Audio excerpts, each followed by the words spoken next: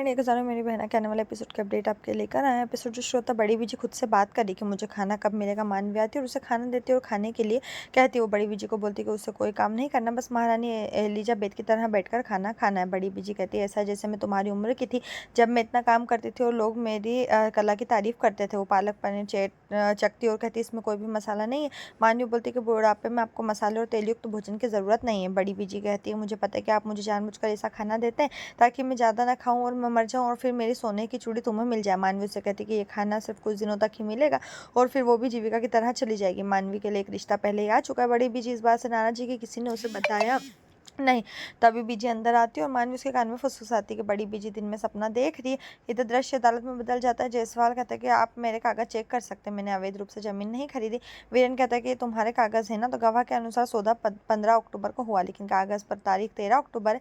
या तो कागज गलत है या आपको उन कागज को जल्दी पूरा करने के लिए किसी को रिश्वत दी। कोर्ट में बहस चलती है। इधर वीरेन जो है केस जीत जाता है। जज पुलिस को जायसवाल पर आगे की जांच करने के लिए कहता है। इधर चाचू जो वीरेन की तारीफ करते हुए कहते हैं कि दादाजी को वीरेन पर बहुत गर्व होगा। वीरेन चाचा जी से कहता है कि ये केवल मेरी जीत नहीं है, हमारी जीत है, क्योंकि आप ही थे जिन्होंने केस लिखा था। चाचू कहता है हाँ, लेकिन मैं आपकी तरह बहस नहीं कर पाता। और फिर वीरेन को बधाई देता है। जायसवाल वीरेन के पास आता है और उससे कहता है कि ये फैसला तुम्हारी जिंदगी के खिलाफ था, अब देखो मैं तुम्हारे साथ क्या करता हूँ। वीरेन कहता है कि अब सब कुछ पुलिस ही करेगी, तुमने एक अपराध तो कर ही दिया और एक वकील को भी ब्लैकमेल कर रहे हो। चाचू उनकी बहस बंद करते तो वीरेन को वहां से ले जाते। जायसवाल ने खुद से कहा कि मिस्टर वडेरा, आपने ऐसा करके बहुत बड़ी गलती की है। डब्बू ने दरवाजा खोला। मानवी बाजार से वापस आती। डब्बू बोलता है कि उसे क्या मिला। तभी दरवाजे की बेल बजती। हर कोई फोटोग्राफर जो शादी की फोटो लेकर आता है, वो आदमी डब्बू के साइन मांगता है। डब्बू कहता है कि नहीं, मेरी माँ ने मुझसे कहा है किसी भी चीज़ पर साइन नहीं करूँ, अगर तुम मेरी सारी संपत्ति ले लोगे तो क्या।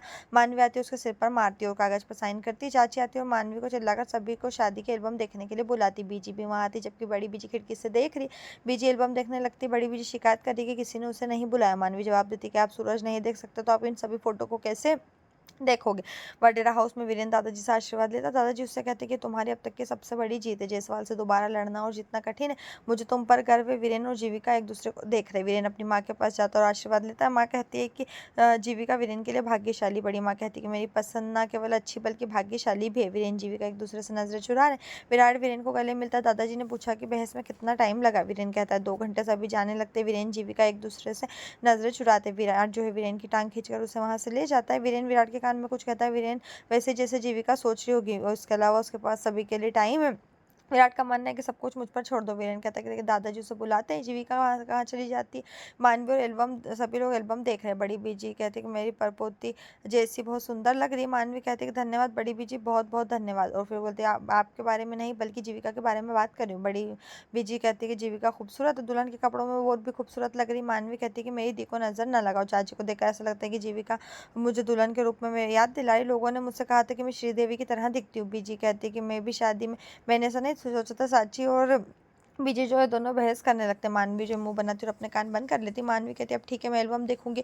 और वो कहती है कि मुझे पता है कि सबसे अच्छी दुल्हन कौन है इस घर की। वो कहते हैं कौन। वो कहते हैं डब्बू। वडेरा हाउस में वापस दादाजी और स्वामिनी चाय पी रहे। दादाजी वीरेन से कहते हैं कि इसी तरह काम करते रहो, एक दिन तुम बड़े वकील बनोगे। विराट आता और कहता है कि हाँ, वो एक दिन बड़ा वकील बनेगा। और उसे बोलते कि एक ग्राहक ने वीरेन और जीविका को रात को खाने के लिए इन्वाइट किया है। स्वामिनी और दादाजी कहते हैं कि ये अच्छा है। दादाजी वीरेन से कहते हैं कि आज रात के खाने के लिए जाओ, फिर हम तुम्हारी जीत का जश्न मनाते हुए एक बड़ी पार्टी करेंगे। वीरेन विराट को एक तरफ ले जाता है और उससे कहते हैं कि हम घर पर रात का खाना खा सकते थे, बाहर क्यों जाए। विराट ने उससे कहा कि रात का खाना तो सिर्फ एक बहाना है, असली कारण ये है कि मैंने तुम्हारे लिए और जीविका के लिए एक रिसोर्ट में एक कमरा बुक या इसे फूलों से डेकोरेट किया, अब जाओ और अपनी जिंदगी जियो। वीरेन विराट से कहता है कि मुझे पता था कि तुम करोगे, और वो गले लग जाते। जीविका आती है, कहती है दोनों भाई आज खुश दिख रहे, क्या हो रहा है। वीरेन ने जीविका से कहा कि हमें क्लाइंट के घर डिनर पे जाना है। वीरेन भी विराट को धन्यवाद देता वहां से चला जाता है। मानवी अपने कमरे में शादी के उन पलों को याद करते हुए एल्बम देख रही हूँ। वीरेन जीविका की फोटो देखते हुए उन्हें विश्व की सर्वश्रेष्ठ जोड़ी के रूप में टिप्पणी करते। फिर विराट की फोटो देखते हुए कहते अगर तुम नहीं होते तो मैं शादी में शामिल नहीं हो पाती। उसे जूतों के लिए उसके साथ लड़ाई याद आती। फिर कहते कि मेरी नो एंट्री को शादी में एंट्री में बदलने के लिए तुम्हारा